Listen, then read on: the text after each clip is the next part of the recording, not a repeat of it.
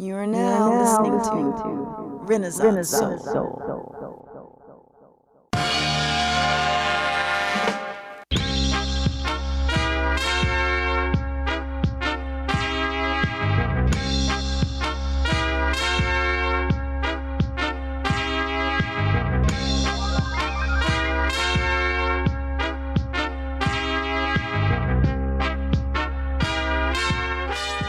Yo, welcome to the Renaissance Soul Podcast. I'm your host, Kelly K. Fresh Frazier.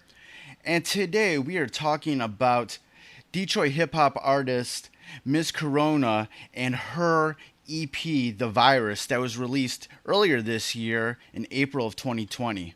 The release is very timely as she tackles issues involving the pandemic and the current Black Lives Matter civil rights movement from her perspective.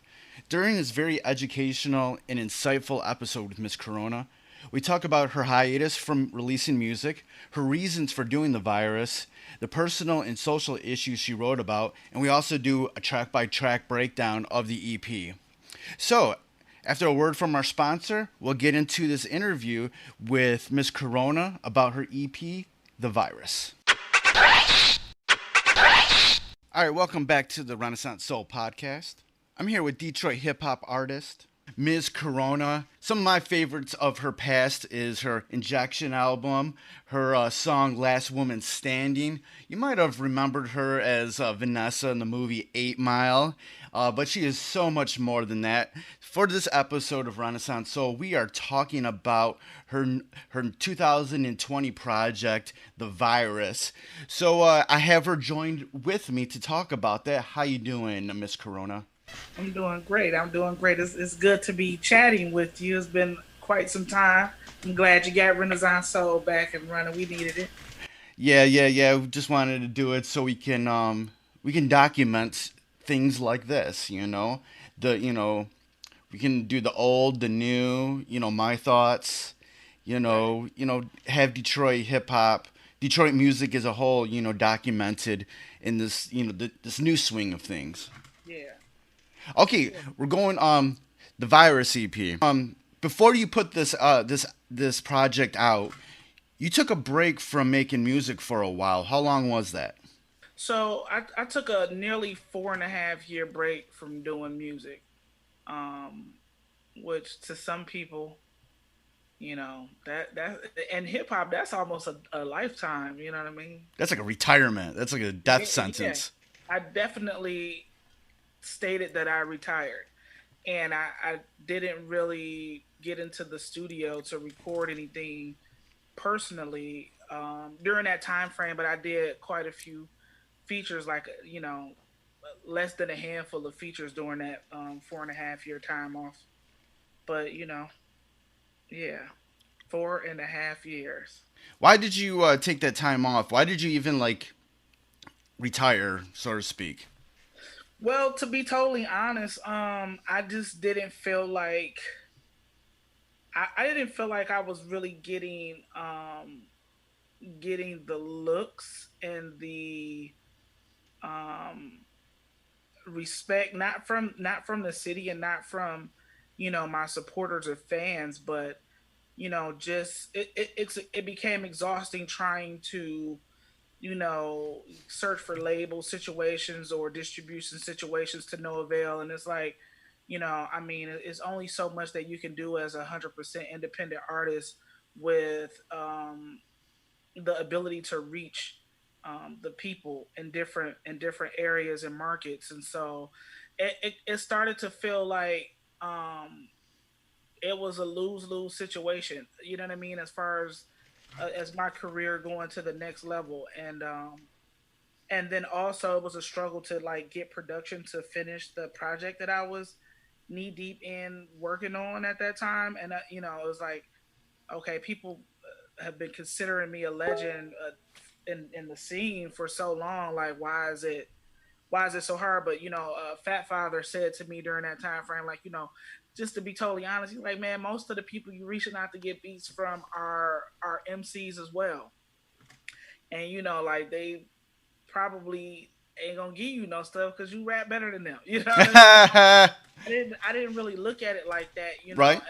still don't necessarily look at it like that, but It's it made possible. sense. It made sense, and it's like that's a possibility. You know what I mean? Some people don't mind working with other artists, even though they feel like, well, this guy is better than I am.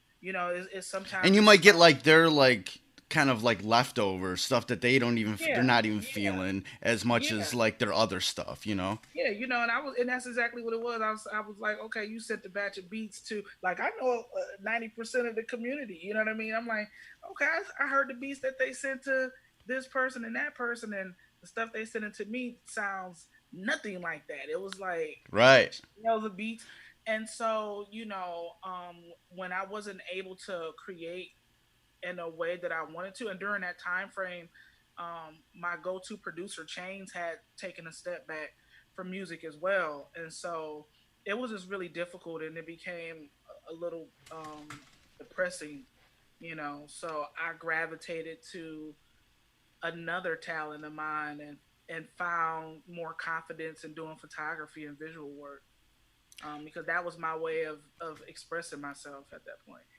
Yeah, we're going back to like the like 2015, 2016, whatever like that. Right.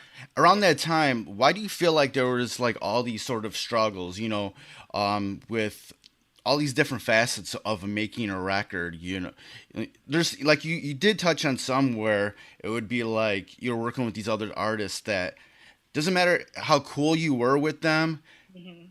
there still was like an underlying thing where they they probably thought that you were better than them, so they Yeah, were a I little mean, hip hop is a competitive sport, and to a degree, I believe a lot of what Fat Father said. It was like once you start diving into it, because here's the thing: it's like I think that because it's a man game, that sometimes dudes are okay with another guy being a little doper than them because yeah, in a lot of cases they are also fans of that person. You know what I right, mean? And so it's a cool like, oh, I'm doing a record with Guilty Simpson or I'm doing a record with Danny Brown or yeah, whoever. So they don't really care that they are better than them.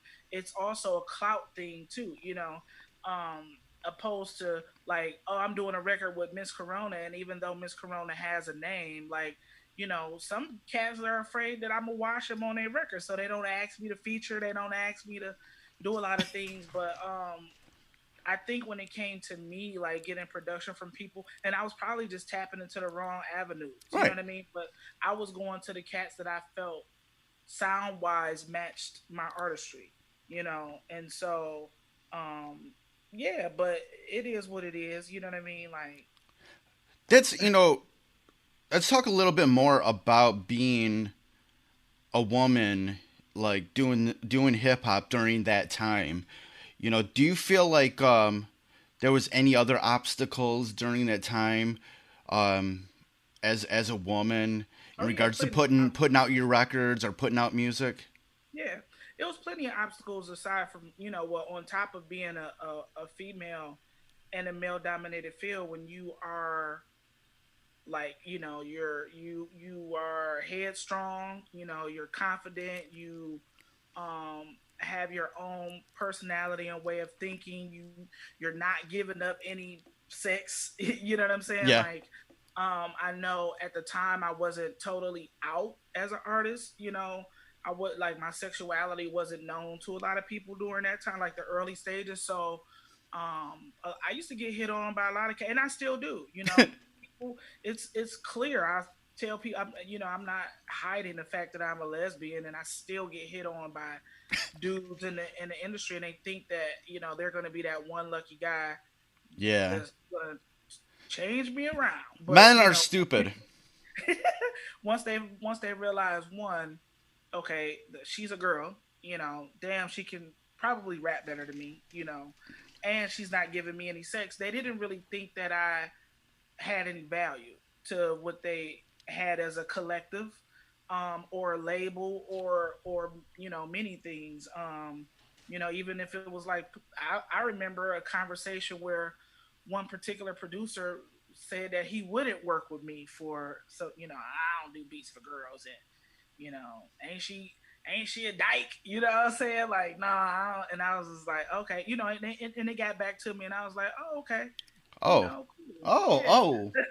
I'm not fucking with you no more. right. So I was like, oh, okay, On yeah, many and then, you levels. know, and it was so funny because, you know, a couple years later, the dude came up to me like, "Yeah, man, we should work on something." And I was, this was like right after the 8 Mile thing. Like, yeah, man, we should, you know, we need to get in the studio and work. And I'm like, knowing, you know, like, yeah, my man's told me what you said, but I, you know, I was just like, oh, okay, Nah, I would have been like blah blah blah blah blah blah yeah. right I then was and like, there. yeah, okay, yeah. I'm like, oh, you want to work with me, huh? He's like, yeah, man, you know, you one of the coldest female. And I was like, and in my mind, I'm like, motherfucker, you just talk shit, but it is what it is, you know. um, but yeah, it's a lot of obstacles, you know, being African American, being a woman, being a lesbian woman, and you know what I mean, like not like image wise, not being all super sexed up, you know. Like Right. I feel like I'm quite sexy. Women agree; they think I'm sexy too, but you know what I mean. If it's not something that a man could flaunt in a way that The male is gaze, where yeah, it's like the typical male gaze thing. right, yeah, you know. But yeah, yeah. So So during this time, you also like you felt more comfortable in this area of doing photography. Talk more about that. How did that make you feel? What did you learn during that time? well, one of the main things that I learned was that you can love two things that are totally separate yet the same Yeah. and give them both 100% of yourself. And in my younger days, I didn't think that I was able to do that. You know, I didn't think that I would be able to fully focus on doing photography, you know, to a degree where all my people knew that I did photography or, you know, was interested in learning visual work and do music and give it both 100% of myself. I was But one of see, those during people. like we're around the same age, and like during that time, there was that thought of like you almost had to pick one thing and go Yeah, hard at it. yep. And I think it was really honestly how we were conditioned and came up and Yeah. raised, you know, it was like because it was like a sparring camp coming up on the scene in our younger days. You had to prepare yourself to be going to perform at, you know, Three Floors of Fun at St. Andrews or Lush Lounge or Alvin's or you know what I mean, like all hip hop shop, all of this stuff. So you sitting and you're perfecting your pen game. That's taking up 100% of your time. It was time when I was writing raps and not even doing homework. I'm like, See. I gotta make sure I got some ill bars to go to this open mic, you know, But then, and yeah, it eventually became a time when necessarily the money wasn't there in all aspects, where people right, had to like diversify their talents, and next thing hmm you know, everybody was doing multiple things. right. But And like you said, like yeah, there's room to love more than one thing, but we yeah, were kind of conditioned that you got to go hard on one thing. and I think you know it was a lot of us who were secretly doing multiple things, but you know sometimes Hmm. it was almost that it was almost that thing where you're like the smart kid in class and everybody want to make fun of you for being a smart kid in class, so you pretend to be dumb, you know what I mean, like, Hmm. oh, I ain't, no, I ain't that smart. But it was like I remember times when I would bring my little camera to places and they'd be like, oh you trying to take pictures now, you know what I mean, oh you trying to, what you doing, you know, and I'm Right. like, you know, okay, I'm just trying to take. Oh man, we want you to rap, and I'm sitting back like I want to just focus. I want to enjoy the show and take photos. You know, Right. this was Right. way before I even became trigger figure visuals and really put myself out there as a photographer. And yeah, you know, people would, oh no, you ain't no photographer. That's Mario job, or that's such and such. You know what I mean? Right. And Right. yeah, it was those type of things. So you know, I kind of fell back for a minute and Yeah, the wouldn't same even thing make used to eye like people contact with used to the do face. with me. Like, um, I was covering hip hop for a long time, and then they would see me cover like electronic music or rock, and would be Hmm. like, "I saw you doing that rock shit," blah blah blah, and I'd be Right. like, Yeah. "So." Like, right. Yeah, but photography really it saved me mentally once I sank into that depression or Yeah, felt how myself so? beginning to sink into depression. Um, so I was like working at I had a little part time job at Whole Foods, and I was like I really felt like I was having a mental breakdown one day. Yeah. I had literally just came back from on tour with Finale maybe about a month or so ago, like before this whole time frame. And I'm like, struggling to get this project and reaching out to everybody. And I'm like, oh man. So I left work early one day. I'm like, yo, I feel like I'm about to like have a mental breakdown. And my supervisor let me go home. And I called one of my cousins and I called my god sister Nico. And Nico was like, yo, you should just get on your bike, and I'm doing her voice and shit. Like, you just get on your bike and just go and like grab your camera and just get on your bike, go and just pray. Like, just pray to the creator and ask what's next for you. And so she's like, you love taking pictures, but I never put myself out there to other people to like, like, yeah, I do love taking pictures. You know what I mean? Yeah. But she was one of those people who super close to me that knew that. So she's like, just go and ride, hop on your bike and take some photos and, gain a different perspective. And so that's exactly what I did. And during that moment of prayer, I was just like randomly riding. I'm just like taking shots, just like no hands, doing this and doing that. And I'm like, yo, I look back at the photos, and at one point I really felt like I heard a voice telling me like, this is what's next. And in my mind, I'm like, I'm going crazy because I felt like I was having a nervous breakdown. And I'm like, now I'm hearing voices. You know what I'm saying?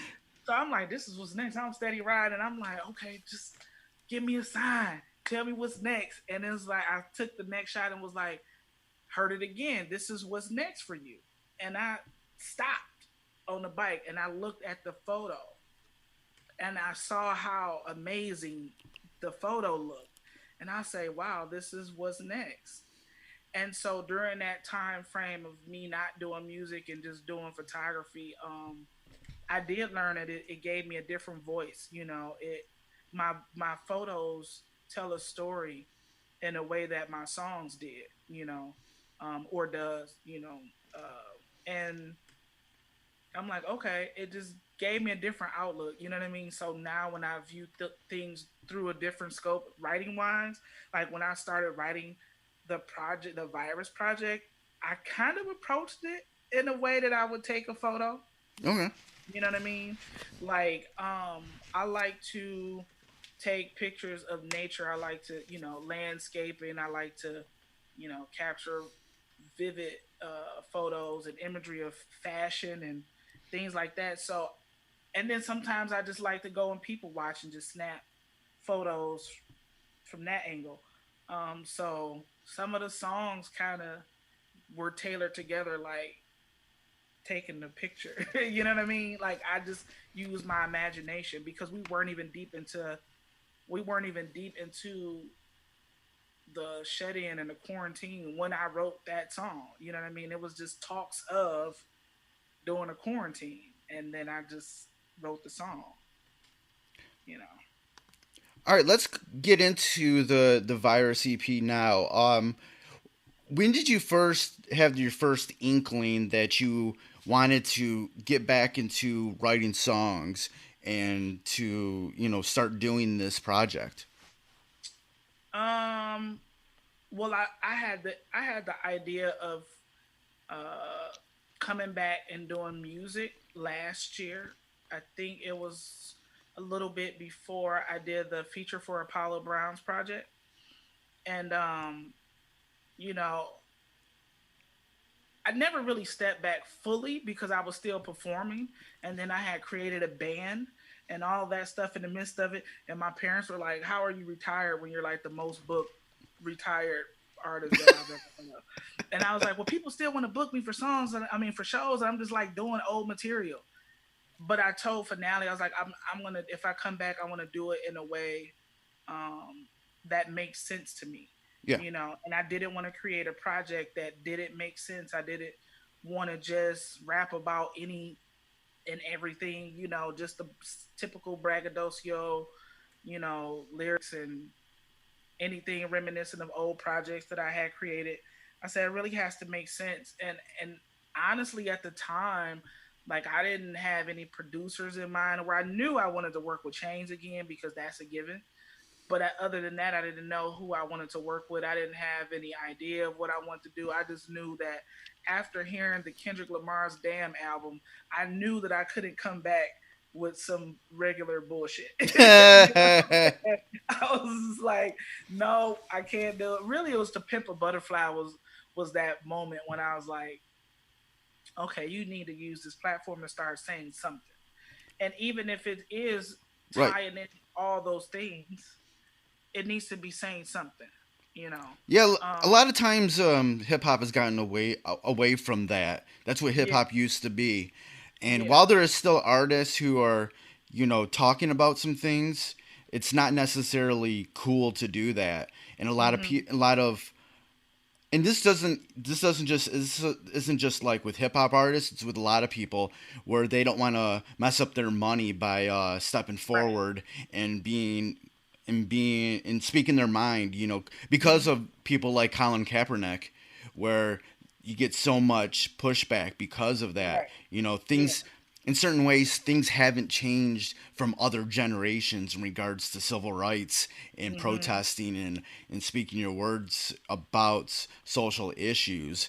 right, So definitely hip hop changed in that way. So, but at the same time, I understand why you would like if you took this break from making music, why are you gonna come back and make some regular like surface level, not so deep right, music, like in a certain way a lot of us are free now, are more hmm free than ever, um because we can forget about because of the platform we're in, we can forget about the rap dreams, right, the big contracts, the hmm whatever, and and just them trying like to believe in structure, ourselves.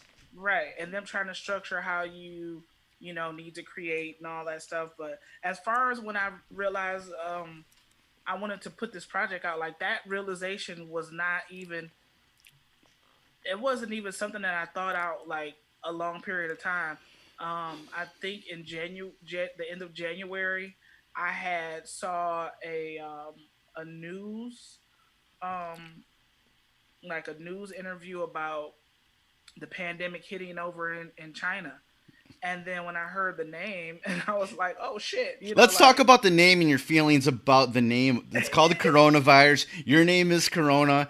You're being like, oh shit, like, right. ooh, So when I first heard about it, like I said, it was way before any national talks had been, you know what I mean, like in the United States, they weren't really talking about it on the news or in media or anything. And I sit and I watch the news all the time, like world news, and read yeah. stuff Because I don't about think the first like case of it even hit until like February of, exactly. and that was in And New York. Yeah. right. And so, I saw this thing like mid-January, it's like coronavirus, and I was like, oh shit. So I literally reached out to I reached out to Chains, and I reached out to, like, I think DJ Los, and I was like, hey man, it's this virus that's named after me in China. And I was like, I want to do like a mixtape or something. I didn't even say a mixtape. I said I wanted to do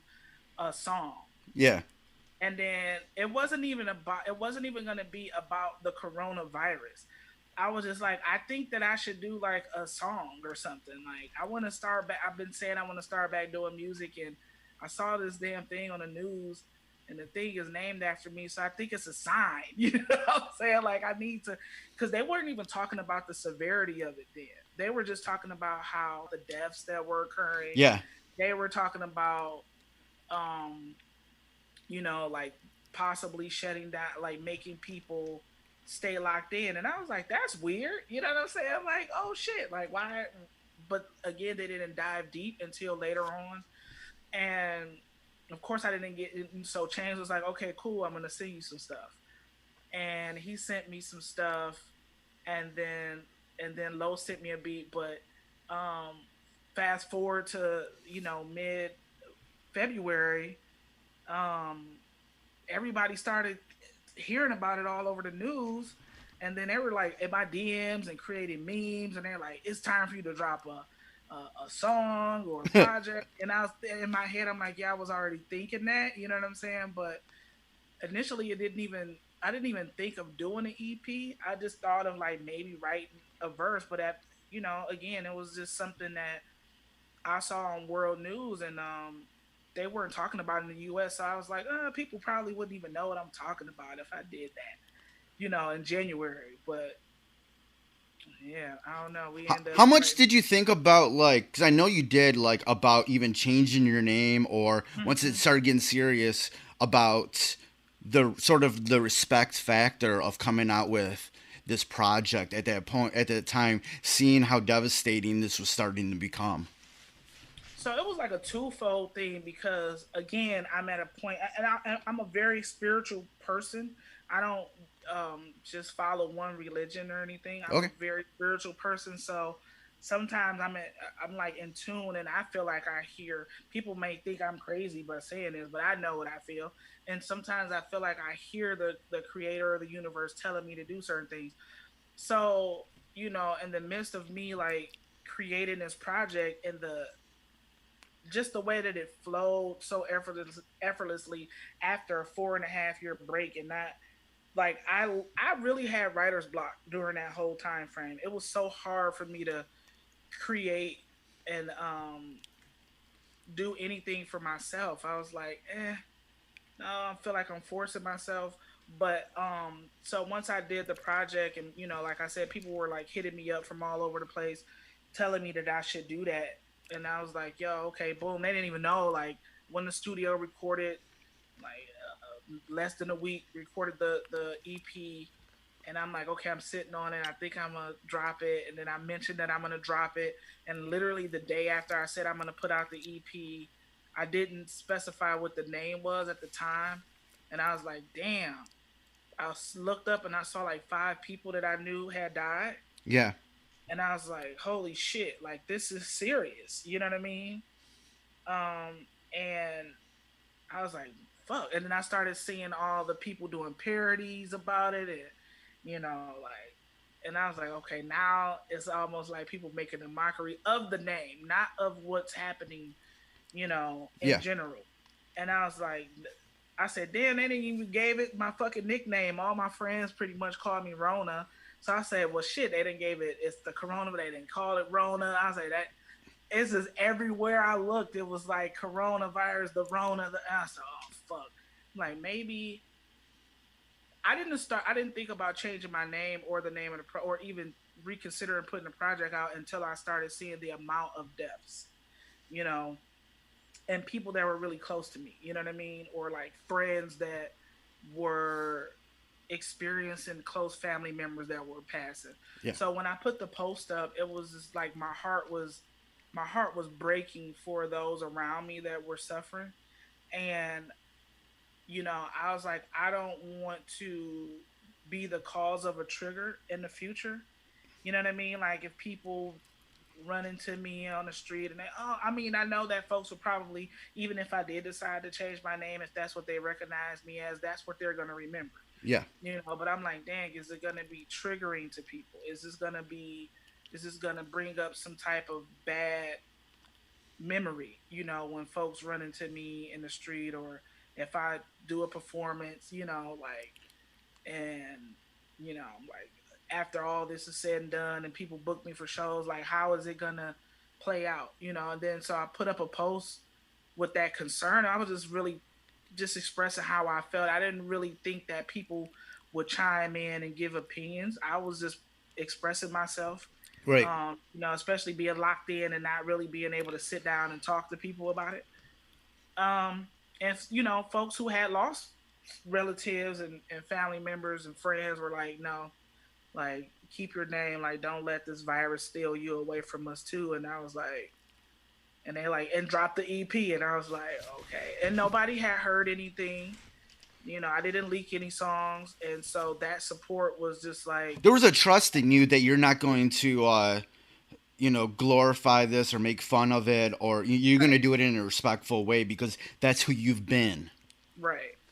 Yeah, so, and then I still went and I prayed about it for 2 days. And I heard the creator tell me, no, that like this is your time. And I'm like, okay. And everybody was like, man, if it was a pandemic named after me, I'll be dropping some stuff, and it ain't no way I wouldn't. And I was like, that's real. And everybody was like, yo, if you didn't release something, then we will be wondering what's wrong with you. You know what I mean? Like Mm. like if you waited after, because there was some people like, I think you should wait until it is over to release the But when's it going EP. to be over? Like at that certain point, like yeah. Exactly. And And so people was like, and how much music have you sat on in the past? bro, Like, so much. Chains literally called me FaceTime today and played about 20 songs that we recorded in the whole studio, and I was like, wow, bro. Yeah. but like and we'll get into each song like in a moment. But what I think what I liked, what ended up happening with this project is what hip hop used to be about, which you were like hip hop MCs used to be like newscasters. They were spreading what's going on in the world. They were doing their opinion pieces. Right. And this is what this project turned out to be. And it's not like it's nothing. There's not a comedy. This isn't a gimmick record. This isn't a comedy record. This isn't poking Hmm. fun at the Corona name. This is like your commentary. This is Right. like your news reporting about what you're seeing the world going through. This thing that has a name attached to your being, Hmm. and how that affects you, and how you're perceiving it from from someone who already comes from a community that of oppressed people, and how is that going to factor in when this with what's going on in the world with this virus that's spreading. Right. So it's everybody knew that you would do it, you would do everything respectfully, but at the same time, if you're just a good compassionate person, you have, like yourself, you have to ask those questions about, Hmm. am I being Hmm. respectful, should I do Right. this? Yeah.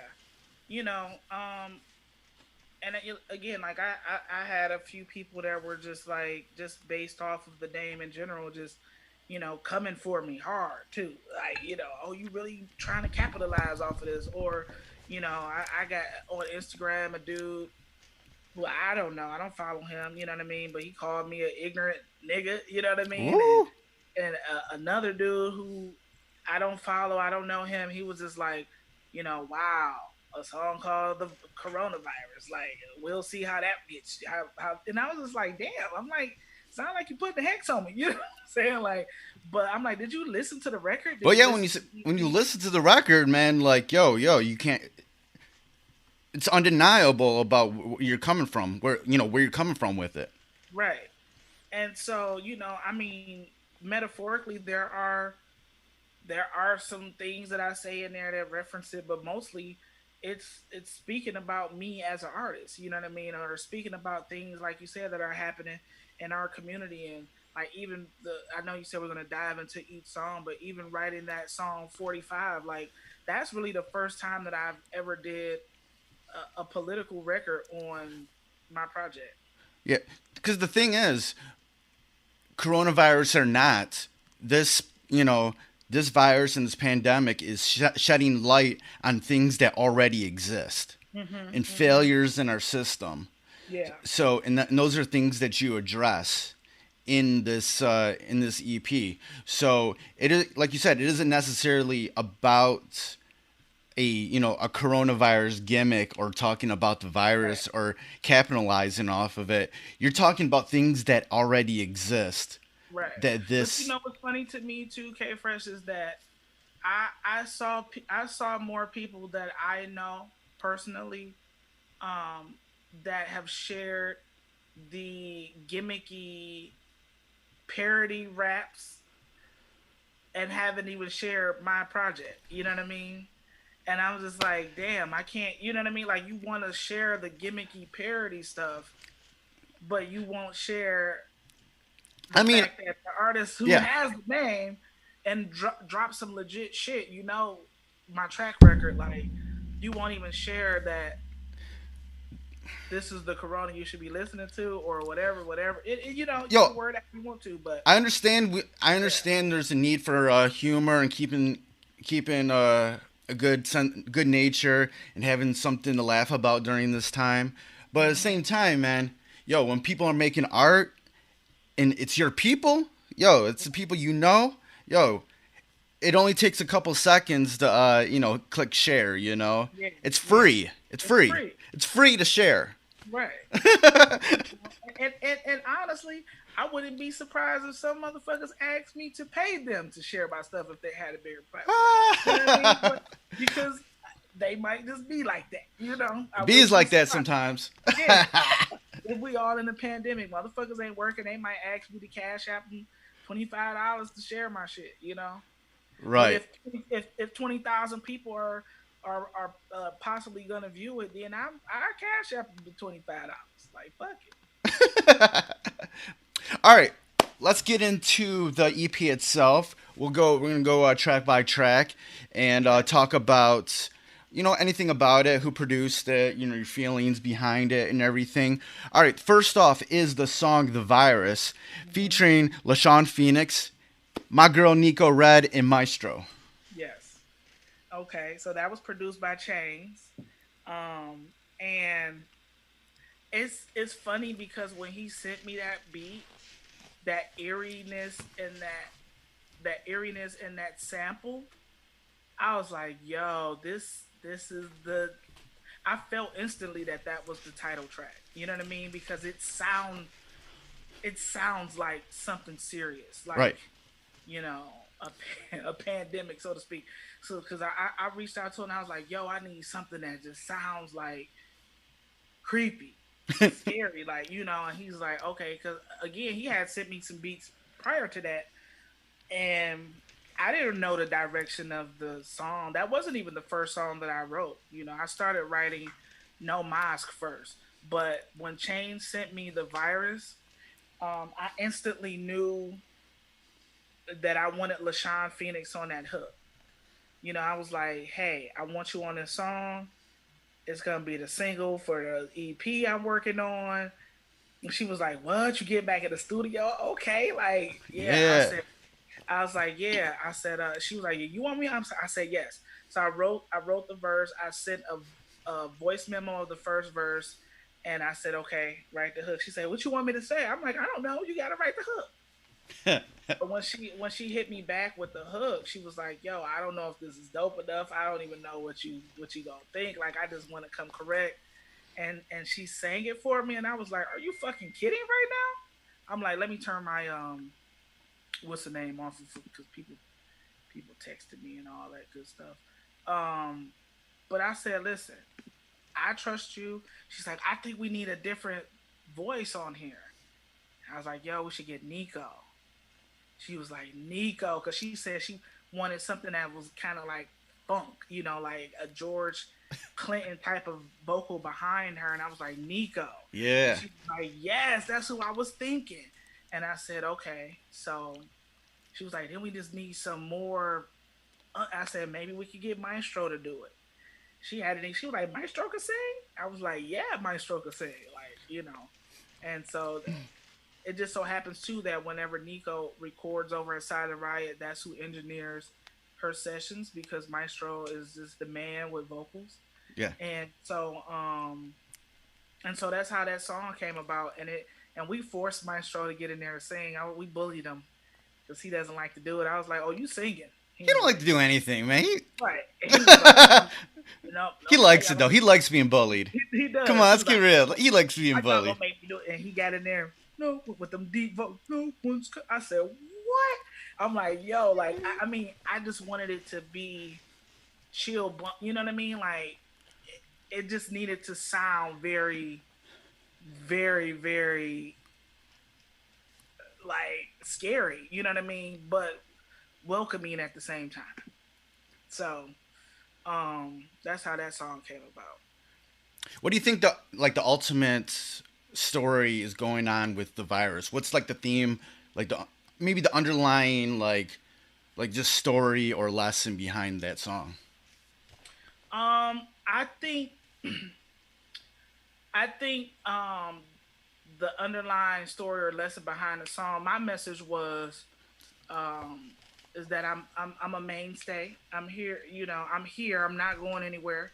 A lot of people have doubted me. They've doubted how deadly I am when it comes to these lyrics. Yeah. So metaphorically, that's all the things that I tied into that.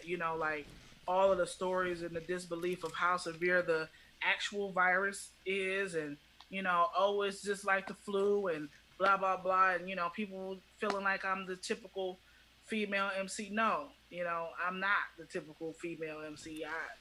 I run with the big dogs, and I can spar with these dudes and wrap Mhm. circles around them if need be. Sometimes I Yep. pull it back, Sometimes you're but nice, sometimes I'm nice. Sometimes but I'm nice, sometimes. and sometimes I'm exactly. Grr.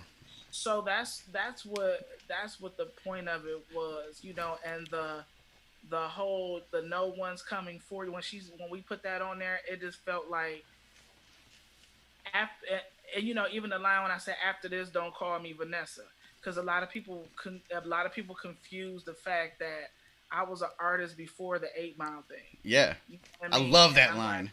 like, thank you. And I'm like, listen, the people they, oh, what's up, Vanessa? So it's like, no, this is to me. I felt like this was a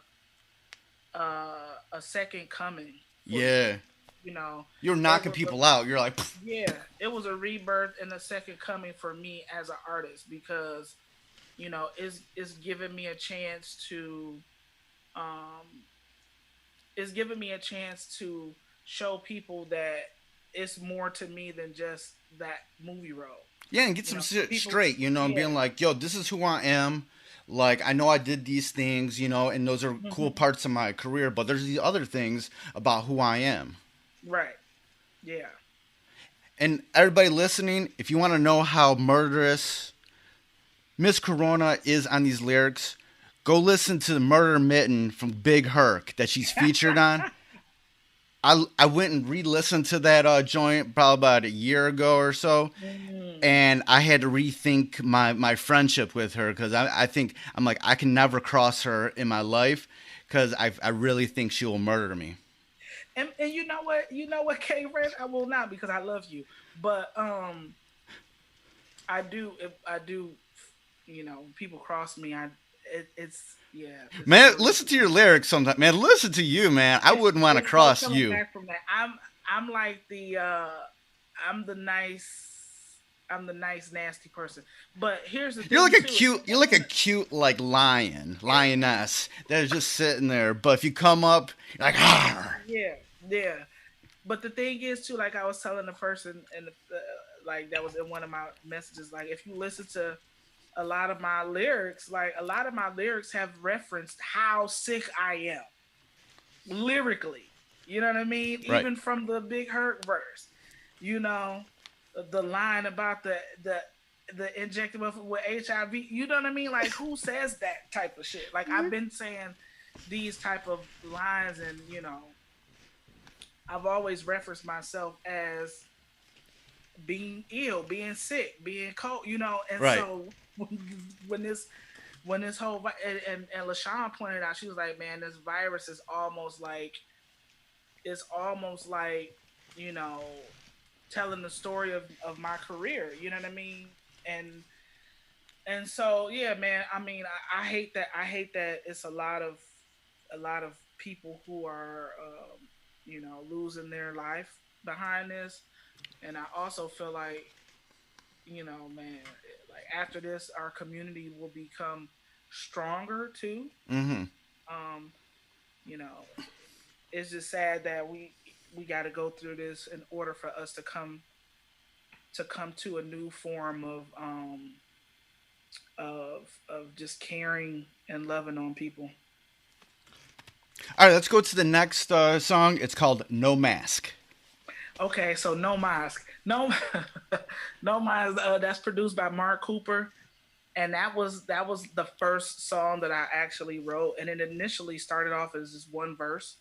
Um, but when I heard the song, it just first of all, that's not the typical type of beat that people would think that I would rhyme on. You Right. know, that's way different.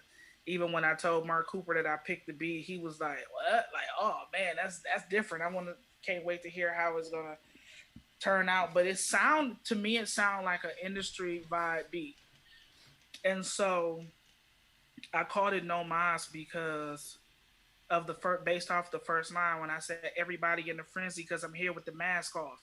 No future though, because he had the song Mask Off, and I was like, okay, and everybody that was at the time when they started talking about people should start wearing the medical mask, Yeah. and I was watching the news again, and they were like, we should everybody need to wear these masks, and I had left work earlier that day, and one of my coworkers bought a box of masks, and so a lady came in and she was all coughing and sick and blah blah blah. And I was like, I ain't trying to get sick. And so the girl, my coworker, was like, "How Corona scared to catch Corona?" And and so one of the people looked at me and was like, "What?" And she's like, "Yeah, her name Corona." So the lady was all like scared. And so that line popped up in my head. Well, I mean that situation popped up in my head as I was writing, and I'm like, everybody in a frenzy because I'm here with the mask off, and I was like, ooh, Woo! and then it just kept going. So I didn't even have a title for the song initially until we recorded it, and Dale asked me what's the name of the song, and I was like, No Mask. He bust out laughing. I was like, Yeah. yeah, yeah. And I freestyled the hook. I didn't have a hook. That's just I was just like, oh yeah, we just gonna do it, whatever. Right. All right, the next joint is Quarantine. Quarantine. Quarantine is produced by Chains, and um, so that came up. It just sounded like it just sounded like chaos to me. It sounded like a person who was going to lose it. That beat, all the little drum hits and everything. It sounded like a person that was losing their mind. And so I was like, how am I going? I was trying to see if I had some more champagne up in here, but I was like, how am I going to deal with being locked in the house by myself, for a while? And so I started imagining how that would be because the governor hadn't even issued the shut in. She was just talking about it. Right. And so, I started writing and I'm like, they want us locked in these four walls for weeks. It's an apocalypse, you know what I'm saying? But it's all eyes on me. You know what I mean? And I was like, oh shit, like and it just kept going. And I'm like, what's gonna happen when we're here? Like, I'm online searching for stuff, and then other things start popping up, little pop-ups start popping up. So I started like incorporating that inside the verse, and just thinking about how your mind will begin to wonder when you live alone and you going through this quarantine for 2, 3, 4 weeks at a time. And so that's how I ended up writing the song. And I didn't think that it needed more than one verse, um, because that would have been unnecessary. And so yeah, that's how that's. And it's odd enough that I didn't think that people would gravitate to that song like that. I was like, I think people gonna rock with it, but I didn't really know because it's not structured as a song. But that's one of the songs that most of the DJs have been spinning. Like they played on Shade 45 quite a few times. But I didn't think people were gonna gravitate to that one as much. I thought that folks would gravitate to No Mask, The Virus, and so forth. But Word. yeah. All right, the next joint up is Give Up featuring the homies, the Fat Killer homies, King Gordy and Marv One. Okay, so that song is produced by Mark Cooper, and when I heard the beat, it sounded like I think I think that was at the point where it was just like, okay, we all have to give in and admit that this is something serious. So metaphorically, instead of me talking about like how people just need to give up and give in to what's happening in the world, I just put it in a metaphor of I'm here to claim my spot. I'm never going anywhere. So just give it up. Just go ahead and give in to it. And when I wrote the verse, automatically I heard King Gordy on there. I was like, "Oh, King Gordy." I hadn't did a record with King Gordy in so long, and even the record that we did, it never came out. And so I didn't even know if he was gonna say yes. But oddly enough, he hit me up on Facebook the same day, and he was like, "Yeah, it's time for you to, I think it's time for you to put out something." And I was like, "Yo, I got a joint for you." He was Awesome. like, "Send it to See, me." see right there, man. Just Right. And so he said, "Send just it to worked him." out. I went in the studio. So the first studio session I recorded No Minds, The Virus, and my verse for Give Up. I had a hook that I kind of freestyled, and part of that hook is on there with my part. But then I was like, "Marv, write a hook," and Marv was there. He was like, "I ain't finna write no hook," and I was like, "Why not?" I'm like, "Write a fucking hook," you know what I'm saying? And so he went in and he did his part, and then Gordy came in like 2 days later and recorded his verse, and they sent it to me, and I was like, "Holy shit!" I said, "It was exactly how I imagined it." You know what I Yeah. mean? I knew that he was gonna take it to a whole nother place, but I know that Gordy respects me enough to not go way off the deep end like he normally does. Yeah, we know You know we what I know mean? where Gordy can go. Right, right. But he went there, but he did it. Yeah. He held back. He held back to it because if you know Gordy, he respects, like when he works with other people, he will take into consideration at times like what your fan base is used to. And I know that he could have went all the way there, but he Right. he did it very tastefully. You know what I mean? He didn't do his normal Gordy, but I knew that he would be the perfect match on that song. And man, woo, mm, mm, mm. All right, the next joint up is Respect the Name. Respect the name. Um, Respect the name is produced by DJ Static. He's from New York. I've been knowing him since like '98, and he pretty much had at least one song on multiple projects that I've put out, whether it be mixtape stuff or not. And he sent me that beat when I first said to myself that I wanted to start back doing music last year, early last year. He put it up on Instagram, and I inboxed him. I'm like, "Yo, send me that beat. I want it." And he was like, "I thought you retired." I'm like, "I'm thinking about coming back out of retirement." And so he's like, "Okay." He sends me the beat. So here I go. Fast forward to this year, and I'm like right at the tail end of finishing up the project, and I see him on Instagram making the beat, and I say, "Yo, I'm making this EP. Send me some heat." And he inboxes me back like laughing out loud. "I already sent you something, remember?"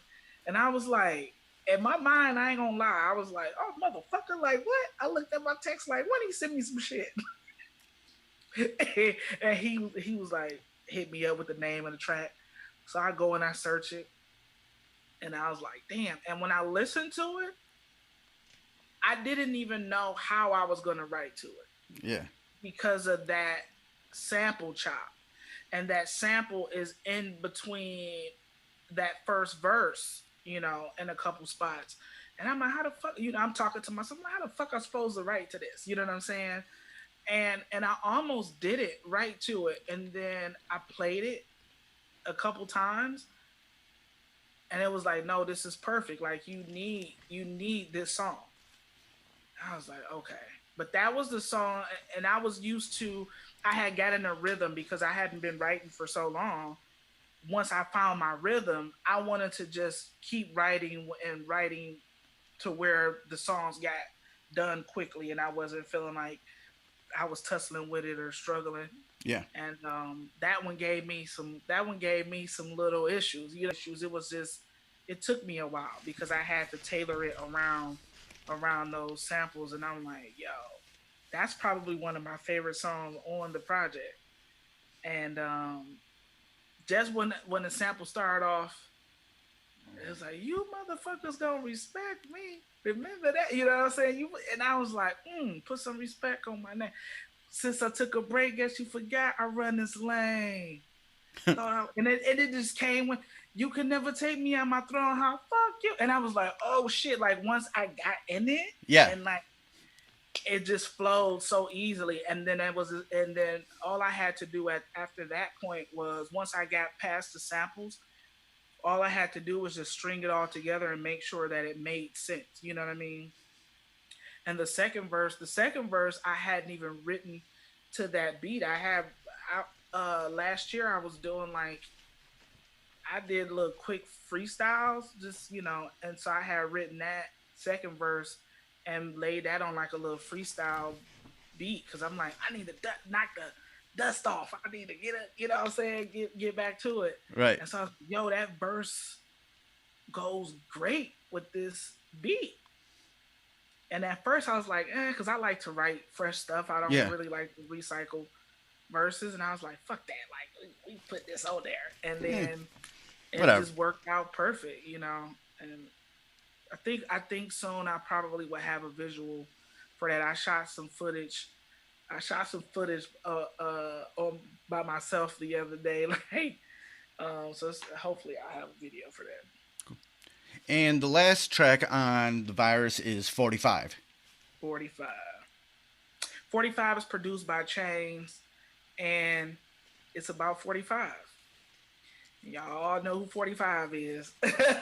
So when I heard that beat, so Marv had given me a track too, and initially when I woke up the next day from going to the studio to record the first couple songs, I woke up and I was like, I had the vibe on me. So I had that energy and I wanted to stay in that zone. So I immediately turned, after showering and brushing my teeth and everything, I'm like, turn the beat on, And the beat that Marv gave me, it was dope. And I was like, like it wasn't giving me what I needed. And so I went back to the batch of beats that Chains had given me because at that point, I thought that I was done, like picking through the beats that he had sent me, and that beat came on, and I was like, "Holy shit!" I'm like, "Damn!" And when I wrote the first line, "Seeing like the whole world," and it like Slick Rick's voice popped in my head, and I was like, "Okay, when I rap this, I need to rap this in this." Kind of trying to mimic this voice, which people says it sounds like Danny Brown, more like Danny Brown than Slick Rick, but I can't rap like neither one of them. It was just an experiment, but again, like that, I never really touched on anything political on albums for real.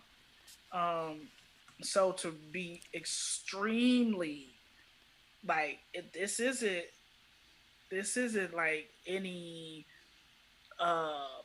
metaphor, like I mean it's a lot of metaphors, but it's not like okay a sneak peek of who I'm talking, like people don't have to try to figure out who the fuck I'm talking about, right.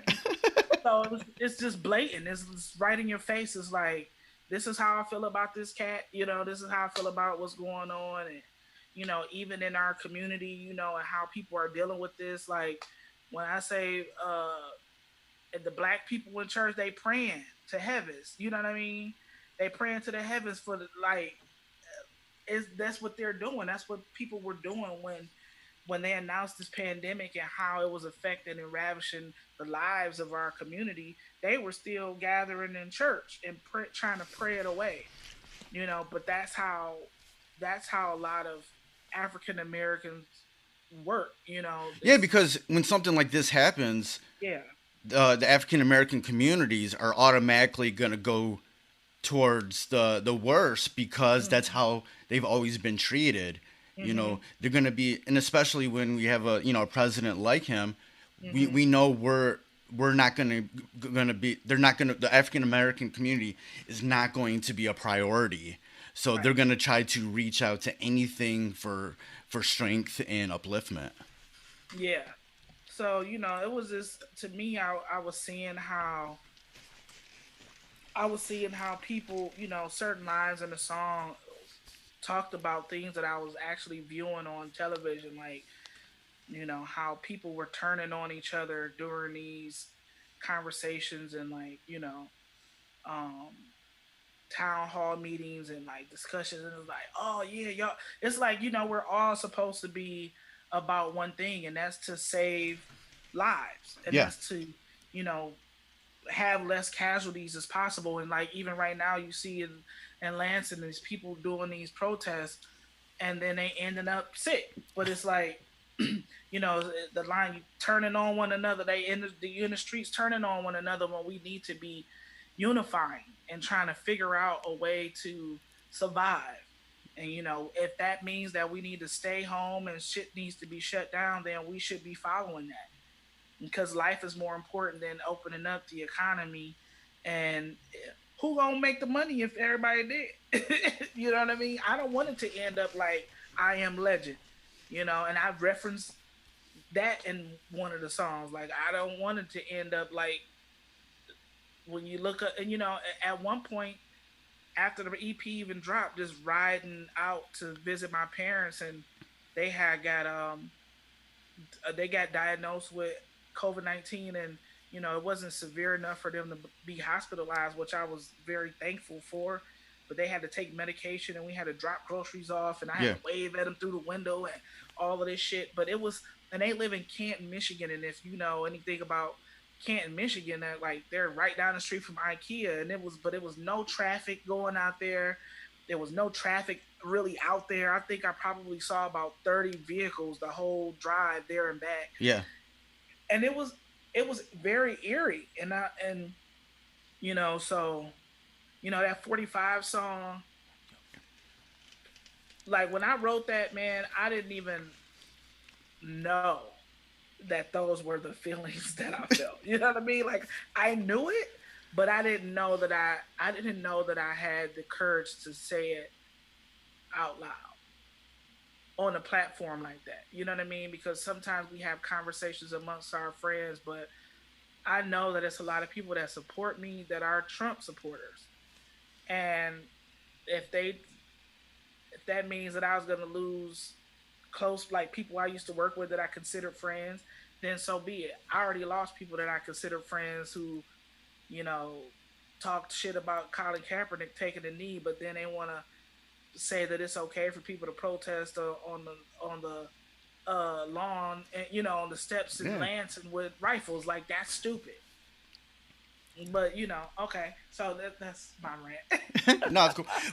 From your perspective, um, given the African American community in Detroit, this has all for long been a predominantly black city.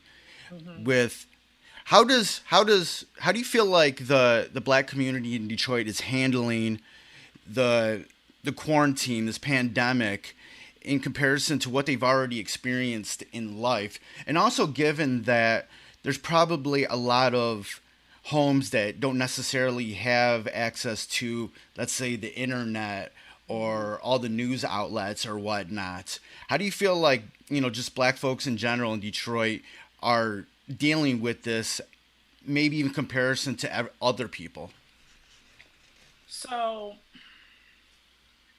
to be totally honest, from what I've seen, it's split up. It's split up in many ways, because you have the older generation that have been through some of the worst times, and they're just like, this can't be worse than some of the other things that I've been through. Right. So they just take it and they're like, okay, I'm gonna be as careful as I can, but I'm not gonna let it take over my life. I'm gonna take the precautions and steps that I need to stay safe and healthy.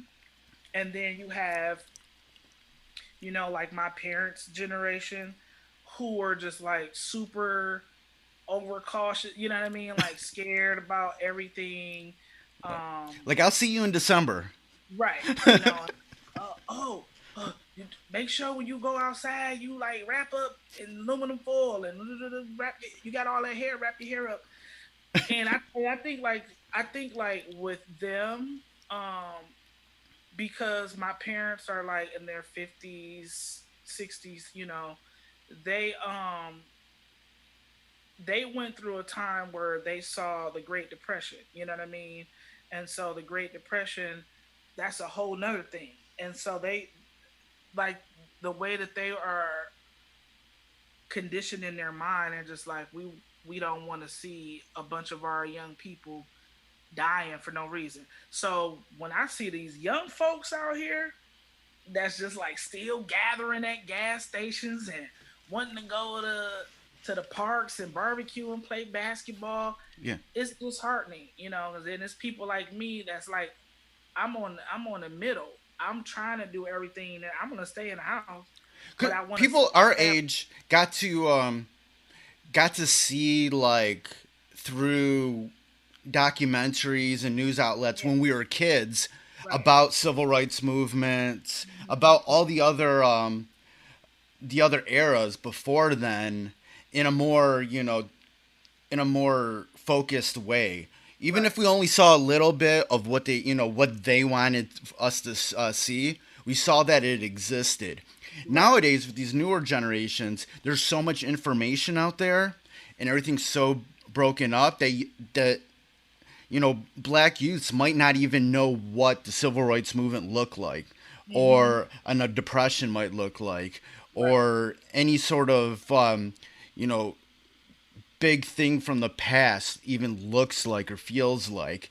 So they don't really have a connection to it. People our age, we had sort of a connection to it because Mm-hmm. there was less media when we were kids, Right. and we saw things about that we could at least make our own judgment on whether they're Right. showing us everything or not. Yeah, it's like I said, it's patches of people, and I know a whole lot of folks, and I'm just like, man, like just stay in the house. You know what I mean? Right. But it's some people who are, my age, a little older, you know, some a lot younger that's just like, we're gonna go and do what we want to do. You know what I mean? And then and then it's sad when you turn around and you see them like, you know what, man, this is serious because my cousin just died from it, and Right. it's like that's why y'all shouldn't be at house parties. You know what I mean? Like that's why y'all don't need to be. Just stay home. You know what I mean? Just stay home. And I understand why people felt like they didn't need to, because it's almost like, who do we believe? Because in the beginning, Right. even our own people who run our country were saying that it was a hoax. Mm-hmm. And then they turn around and say, "Oh, I knew it was real the whole time." Like, you just said it was a hoax. You know what I mean? Like, oh, it ain't nothing but the flu. So the people who only gravitate to social media, and those are the things that they see at first, that's what they're gonna hold in their memory. Yeah, and in black communities, there's always been a sense of who do we believe, Hmm. because Yeah. there was always so much sort of, there was lying, there was Deceivement. deceivement. we Yeah. get we get deceived all the time. You know what I Just mean? like, yeah, just a history of deceivement, and when it comes to something like this, you're like, who do we believe? Right. Is this just the man trying to hold us down or something? Hmm. So yo, you And know, people, a lot of people are upset in our community because although everybody's struggling with the unemployment market here, like, well, I won't say market, the unemployment system here, you know, it's broken for everybody, but we really have it the hardest. You know what I mean? Mm-hmm. Because it's folks, it's folks that they still get income from other places, and so you know when they see folks on the steps in Lansing, like we need to open up the shops and we need to, and two, I hate to say it, but you know, it's not just the black community, but a lot of people are caught up in this superficial world where they just feel like they need to be primped and pressed all the time and looking a certain way. And I Yeah. understand that, you know, people want their hair done and nails done and beards trimmed and all of that stuff. And, you know, I bought all these nice clothes and I can't even go outside to wear them. Well, if you did, you ain't going to be able to go outside to wear them anyway. So what's the point? Right. Like, you know, I had to tell a person online in a comment, they protested on the lawn and the steps in Lansing because those are people who own businesses. We work for them. They wanted to open up the door so we could go back in the front in and work on the front lines so they can make money and give us pennies. Yeah. But if you pass away, they gonna hire somebody else as quick as you gone, and they not gonna pay for your funeral. You know what I mean? Yeah. Like that's what they argue. They mad and they're upset because you know this is the closest that they probably ever been to being poor. You know what I mean, and it's like when you Right. look down at somebody for so long for being poor, less fortunate, and you damn near right there with them. You gonna do whatever it takes to not be exactly where they are. Right. I can't really have sympathy for people protesting about going to work when you're holding a AK-47. Yeah, no, I don't feel sympathy for none of them You can crazy afford motherfuckers. that AK-47, so Yeah, I'm sure you got a little money in the bank. right. Yeah, I don't feel sympathy. I don't feel sympathy for them. I feel like part of that stuff is all planned out, and that's what they, you know. It's like these groups of people that want to go out there and be like, "This is we need to do this, we need to," and try to put pressure on the governors to open up, and but they not going out there to work. They not going to workforce. But then also, if y'all are protesting about it being a hoax, why y'all all suited up with all the protective gear? I thought it was a hoax. Why you got a mask on? Why you got? Yeah, you got a mask on. All right. The When it comes to this EP, let's talk about the sequencing of the tracks because I feel like after hearing each of them, there's a specific story. There's something being told by how it's sequenced. Hmm. You know what? I put those tracks in order, just not really by feel, but yeah, it was supposed to tell a story. Like I said, I think I learned. I think I learned how to do that. Well, I won't say that I learned how to do that by taking photos, but I think taking photos allowed me to recognize that I had that ability because that's the same thing with all of my other projects. I curated them, and this song, the track listing should be this, and that. But the flow of it, it just seemed like that's how it was supposed to go. Initially, Dale and Marv tried to take over and like, yeah, this should be the first song, and that should be I'm like, no, this is how it should be. And I just felt like that the virus was the best introduction because it sets the tone, and not, what I mean, like no pun intended, but yeah, that was just like the eeriness of it. It was just like, wow, like what is this? Okay, boom, and then you go into No Mosque, and then it just I don't know, it all just the synchronicity. I think sonically, that's just how my ear worked, and it sounded like that's how it was supposed to be. That was the best order for it. Let's extend on that a little bit because you've mentioned this many times about the sounds of the beats on this record. How important was just the sonic element of the virus to this project? In regards to telling your stories.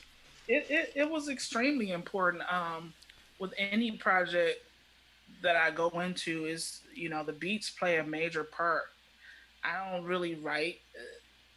I don't really write the songs without the beats. You know what I mean? That's why it was like a question of whether I should pair that verse that I had already written with Respect the Name, and also on the second verse on No Mosque is another little freestyle verse that I had recorded and put online. But sonically is just that is extremely important to me, because I feel like the beats and the lyrics it has to be a perfect marriage. And they have to match with my voice. My voice is strong, so can't be having no dainty ass beats unless what I'm saying, like, Right. but I just connect with the things that touch my soul. you know it just really has to touch me, like, and get those lyrics going and get those creative juices going. And previously, it's been times where I found some stuff that initially worked sonically to me, and then I was like, no. Once you dive deeper into the project, it's like, okay, this doesn't fit. Hmm. But this EP, I didn't do that. I wrote the 6 songs that are on there, and that's exactly what it was. I didn't write any additional records, and like take some stuff off because it didn't match any longer. It was just, I picked each beat, and I felt like it was all tailored for this project. It's just all the creator, man.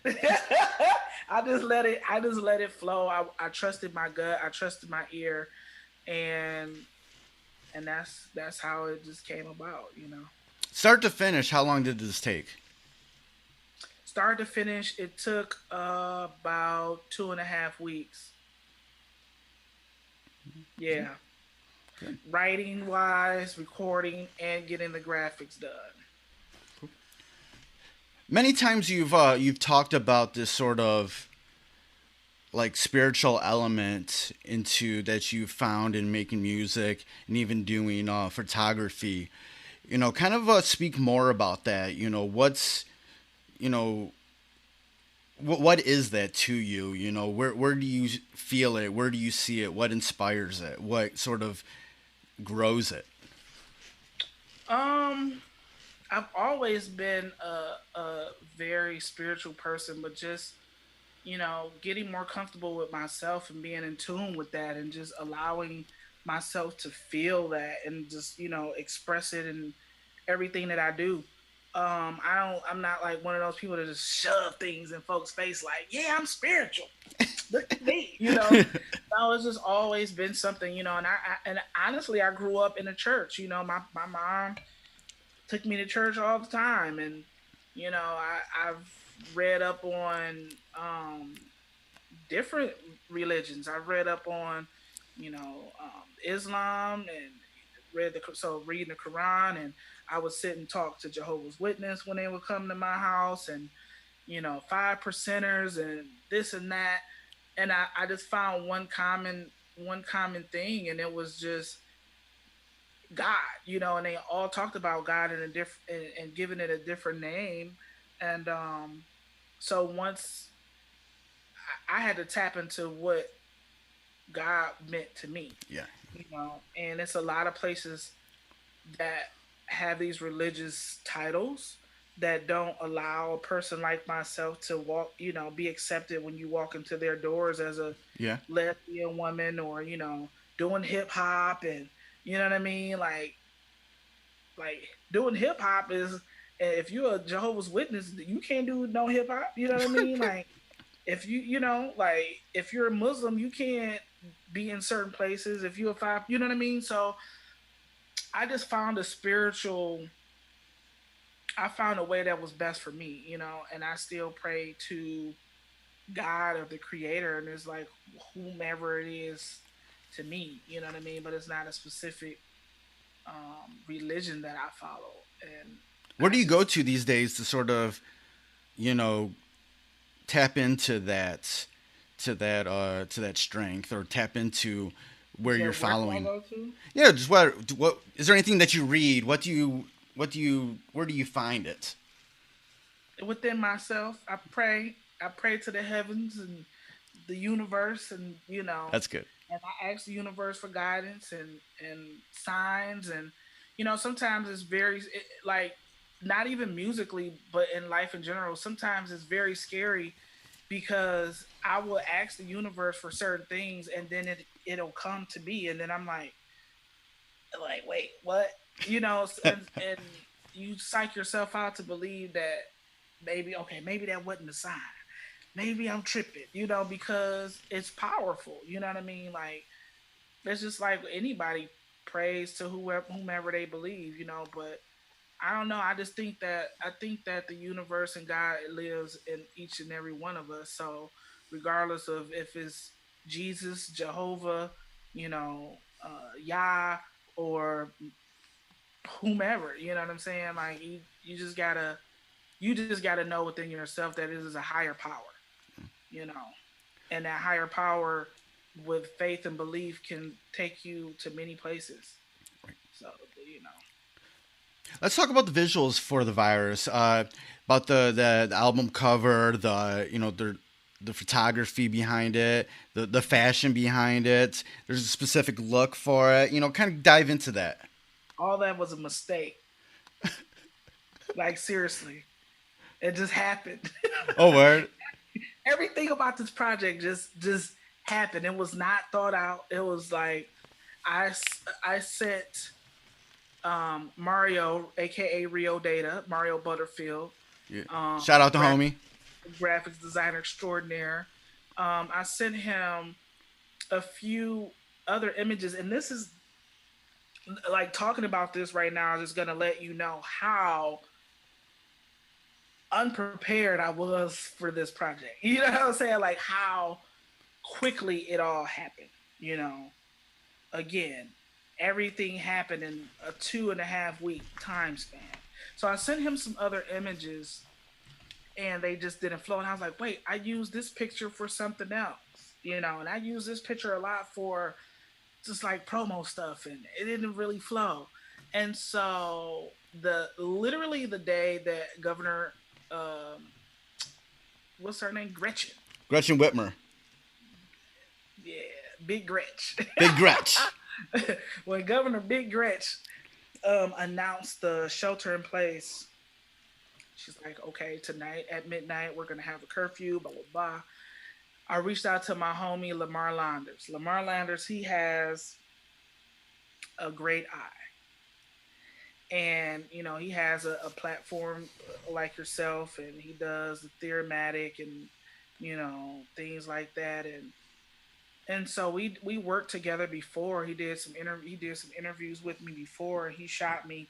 And I really liked the vibe and the flow of the pictures. And so I'm sitting there, and I had given Rio these last images, and I'm like, man, like, I need a photo shoot. And then something was like, hit Lamar up. And I was like, I'm gonna hit Lamar up. And so I texted him. I said, hey bro, are you busy today? I need a photo shoot for my cover. And he was like, okay, let me see what I could do. Then he was like, yo, meet me downtown at 6:30, blah blah blah. I was like, bet. We went, shot the photos. I had literally, that coat that I have on in there, I had literally purchased that the week before the shoot. And my sister's grandmother had passed like the week, a week or so before, and I didn't have a dress coat. And I have a friend who's a fashion, he's a stylist. His name is Marv Neal. And last year I had borrowed a tan coat like that black one, and I was like, damn, I need a dress code. I can't be going to people's funerals with like this army fatigue coat on, and I'm all dressed up. You know what I mean? I like literally like dressed up and funeral clothes, but like my coat is like this official authentic army fatigue coat. And like, looking like hip hop in the 90s, man. Exactly. I'm like, yo, man, I need a coat. I need a real coat. And so I ordered that coat, but I wasn't even going to get the black one. I was gonna get a tan one because that's what I had borrowed Right. from my boy Arm Neil, and then I was like, okay, no, maybe I won't get a tan one because if I need a tan one, I can just borrow from him, you know. And then I was like, oh, I'm gonna get a blue one. I was like, nah, I don't get no blue one. You know what I'm saying? And then it was like, listen, the universe speaks to me, and the universe was like, get this black one. I was like, why not get a black coat? Like, you know, like I like colors. You know what I'm Right. saying? He's like, nope, we finna need this. You're gonna need this black coat, like, you know. And I was like, man, I said maybe I should wait to get this coat because it's about to be warm outside. Now I'm buying a damn wool coat, you know. It's like get the coat. And I was like, okay. So I started looking at black coats, and then I ran across that coat. And that's a Ralph Lauren coat, and that coat was like originally $600, but it was on sale at Macy's for like $100. Ooh. And I was like, yo, and it was some other like brand that I hadn't seen or heard of before that was like 140. And I saw the Ralph Lauren one. I was like, shit, I'm about to see if they got my size. And that coat came, and so when he hit me up and he said, let's do the shoot. I was like, yo.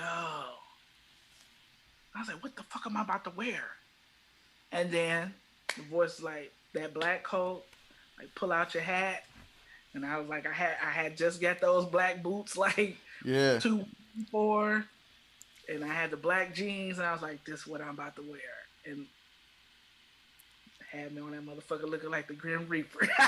Where'd you get that hat from? I got the hat from Henry the Hatter. Yeah, yeah. Yeah, I got the hat from Henry the Hatter. And you know, so the little Cole Haan boots and the Levi's, all of that came together so dope. But Rio, when he sent me back after he did the other edits, and I was like, bro, like, nah. I was like, you on to something, but this is not quite what it is. Cause at first his initial covers, it was more like the virus Maniba was like so prominent.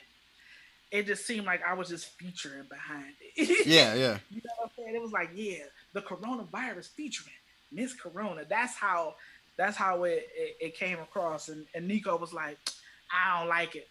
It looked like a cover that was done by Pen and Pixel. And she was like, it's cool, but it just don't look like. And so I said, nah, this ain't it, bro. So he took that image and then he kind of infused it with the same skate as the first run. I was like, nah. I say it need to look like this shit is still like a pandemic. Like, you know, I sent them the track again. I say, revisit the song, listen to the song. And by then I had the hook on there with Maestro and everybody. Say, revisit the song and listen to how creepy and eerie it sounds. And I need the cover to look like that. I need it to translate visually what this song is and what this EP is about. He was like, got you. And then the next day he sent me the cover and I was like, holy shit.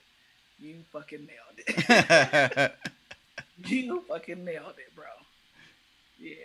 Nice. Excuse me for cussing. I'm sorry. Oh. I've been cussing the whole time, but yeah. Right. He nailed it.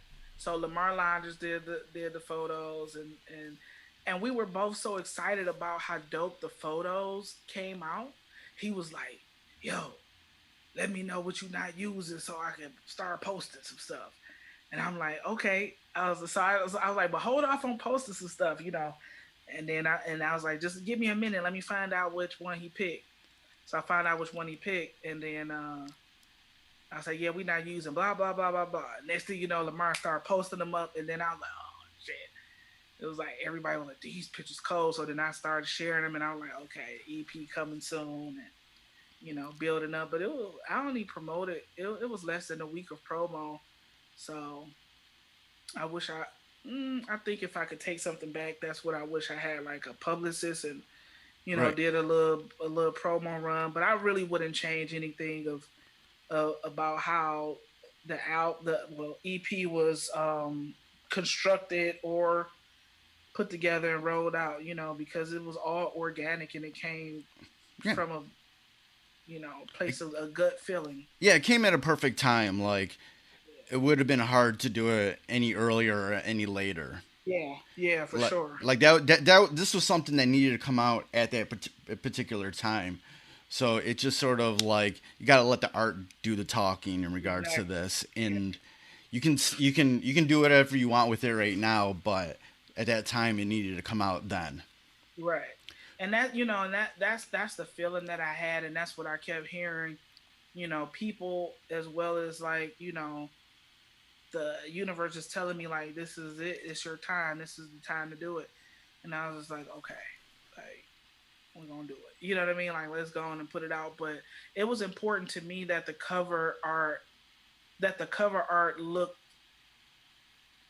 that it matched the EP, and it, so visually it matched the same sonic sound that you're gonna hear, Yeah. but also is its own separate piece of art. So if I decided to do posters or T-shirts or anything like that, like, it will be able to, stand the test of time. Like, when people go back and revisit this project 10 years from now, and if they were like, oh, well, like, this older woman, on my Instagram, was like, if any kid were to ask me 20 years from now how it was living through a pandemic, I would play this EP from Right. top to bottom. You know what I mean? Because she's like, it describes exactly how we're feeling, and that's what I wanted to translate with from everything about it. From the cover art to when they pop the CD in or hit play on the digital download or whatnot. Um, so right now, just working on getting physical copies and vinyl. Plus, the album artwork doesn't look gimmicky in any way. Right. Yeah. It looks. Yeah, man. And two, like, LaShawn, as well as a few other people, were just like, even the single is not getting, nothing is gimmicky about the project. She's like, this song sounds like it could be in what's his name, what's his name, Peel. Oh yeah, yeah, I know what you're talking about. Yeah. Like, it sounds like it could be in one of his movies, like Get Out or something. Yeah. And it's like, this song, like the even just certain elements, you know, this sound like that it should be on the soundtrack. Even certain songs could be picked up and put on some stuff at a later date. You know what I mean? And it's, even though it's a part of a project that is about what's happening now, it can still have a shelf life for a couple of years. Now that the album is done and it's out, how do you compare this experience of making this record in comparison to anything that you've done prior? Oh man, it's really honestly no comparison at all, because this was really the first time I just let the art guide me, and I didn't get in my own way. I didn't sabotage anything by, like, overthinking, or, like, um just overthinking. Right. You know what I mean? Like, I didn't overthink any aspect of this project. Just I just went into it with it. It was almost like a clean slate. You know what I mean? Mm-hmm. Like recently, I just had an issue with my laptop. And I've had this laptop for 5 years, but I did a reboot. And it was like fresh. So it doesn't remember anything that it experienced before during that whole 5 year time span. And so that 4.5 year break was a reboot, and it allowed me to approach the creative process in a way that it felt like I had never been an artist before. Yeah. So it was, like, writing, the way, like, the workflow of writing was different. Going into the studio and recording the songs, it felt different. it was like riding a bike, but it felt different, you know. Yeah. Um, but ultimately, just not standing in my own way and like overthinking the whole process, and not letting people dictate what I should and should not say, you know. Now that this record is out, when you dropped it, what was sort of the reactions to people, at their first listens, and how did you feel about those reactions? So initially, I did a test run, like maybe a week before I dropped the full EP. I leaked the single, and what I did was I put a post up and I said, any if any DJs want to hear the new single, send me your email. I'll inbox it to you. And I wanted them to give me feedback on it. A few of them did give me feedback, and it was just like mostly everybody that heard it from that first week on, when they heard that first single, was like, yo, I got goosebumps. You know what I'm saying? Because even when I put the Bandcamp link up for the pre-sales, I made the Virus single the first song that they got the download for. Yeah. And everybody was saying the same thing, like, yo, I got goosebumps, I got chill bumps listening to this record, like, wow, and they like the wordplay, the metaphor, the beats, the hook, everything sounds crazy. And I was just like, thank you. And that's what I wanted, because now I didn't expect it because I had been away for so long, so I didn't really know what to expect. But I wanted people to react in that way, like Exactly. And I remember that time too, because and I also thought that the cover artwork actually made the anticipation to hear the rest of it more exciting. I felt like that the artwork was like, oh, okay, this is gonna be something good. Like I know, like I'm gonna listen to it anyways, but I'm a little bit more excited because this song, that album artwork that we have access to now in the pre-order, like looks and sounds good. I appreciate that. That makes me happy. And I probably shouldn't say this, but then at the same time, I think that this is good for me to say, because it just shows how amazing um of a studio Silent Riot is. Yeah. That was my first time working back with them in about 11 years. I Mm-hmm. was one of the first artists that was under a production deal with Silent Riot, and we parted ways for, personal reasons. And that was my first time going back. We remained friends, but we hadn't worked together, and I hadn't recorded in their studio in quite some time. But it took me back to a place of remembering why I trusted working with them at a young age, and and they didn't even have the opportunity to really mix and master the album. So the sound that came about, and us getting it to that point and putting out the EP, it's not even mixed and mastered, but it sounds amazing. Right. Right. It was yeah. You know what I mean? And it's like, and I'm saying I probably shouldn't say that, because people were like, I'm paying $8 for a CD that ain't mixed and mastered, but you would never tell, No, because there's some people that just work like that. That you're you like, know, they it was, and I know that if they had the time to really dive into it, the sound quality would be 10 times better. But also, I think that it's perfect, because it might have taken away some of the grit that I wanted to have in yeah, there. yeah, But I love how they work in the aspect of, is when you're done recording your vocals, they start putting the mix on your vocals.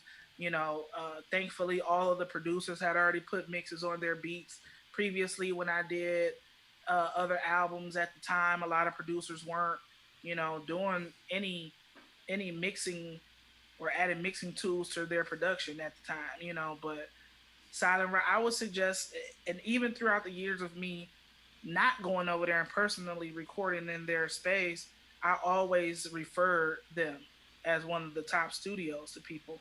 And it just proved, to me, that I picked the right space to record that project in. You know what I mean? So I'm really thankful to Dale and Maestro for that. You know, And what was sort of the reaction once everything was out? the reaction was the reaction was wow, like okay, you really came. I knew you wasn't gonna stay retired. You know what I mean? And wow, you really put a project out, and man, this EP crazy, and you know why is it so short? And you know I wanted to hear more, but now I got to keep it on repeat, and you know what I mean. It was so many different reactions, and 99% of the reactions were good. Um, the 1% of the people who had negative things to say, you know, that it to a degree it hurt because, you know, it's like, but then I had to think about it like these are people who don't really know me, you know, but They're misinformed. It's but the few people who know me, who were like chiming in and saying stuff, it kind of hurt a little bit. Like ooh, yeah. if you It always know me, does. you know I'm not that type of person. You know what I mean? But I think also it really like it affected me because I had that moment of wonder if people would feel a way. You know what I mean? So it was like, damn. But again, like most of the feedback that I've gotten, it's been great. You know, and I also know too that with it being so much trauma behind the actual virus itself, that a lot of people haven't taken the time to listen to the project. You know, and a lot of people are deciphering and dissecting things that they're going through personally, and how to deal with living during a time like this. So they haven't navigated over there to take a listen to it. And then some people don't know. Hell, I don't know about Bandcamp. I ain't got that. I don't know. I ain't good with technology. And when you gonna get physicals? I want a CD. So I still have people that are like that. You know what I mean? Like, so it's yeah, it's. But overall, it's good and it feels good. It feels good to me. And so that's what I'm gonna live with. You know, What are your final thoughts about this project? my final thought about the project is that I honestly believe that it's the best project that I've created to date. And I'm not just saying that because most artists say that whenever they release something new. I truly believe that this is the best project that I've released to date. Like sound quality, even without them, you know, having the 20, 30 hours of mixing and mastering or me paying a huge studio to mix and master the project, me not taking 30, 40 hours to write a song or two, you know, and going in and doing 90 takes to make sure the vocal is right when it probably still sounds the same after I did the fourth take. You know what I'm saying? But just because I did take 399, I feel like the 401 is the one, and they all pretty much sound alike. But it was just going into the whole thing like trusting my instinct, and like I said, it was like a complete reset. And you know, I did not think this. I didn't take like weeks or months to think this through, and like you know, it showed me. It took me to a place of where I imagine hip hop used to be, where creatively people just got in there and they just worked off of what they felt in their heart, and then not really like following a trend or following, you know, what other people say would be a good project. You know what I mean? Like Yep. I did a couple voice memos and sent when I write a verse, I'll send it like to Finale or LaShawn, Nico or somebody, and like listen to this, and like oh my god, that's kind of I can't wait till you record it, and that was pretty much it. But previously in previous years, I would let people come in the studio and listen to the project before and overanalyze everything and overthink everything and you know listen to people's criticisms and or critiques that weren't really even good critiques. It was just because they didn't want my shit to be better than theirs. You know what I'm saying? And I didn't do any of that. I just I just did what I felt was what needed to be done, and this is the result. And I'm happy with it 100%. And I will stand on this project and say that this EP is probably the best EP so far of 2020.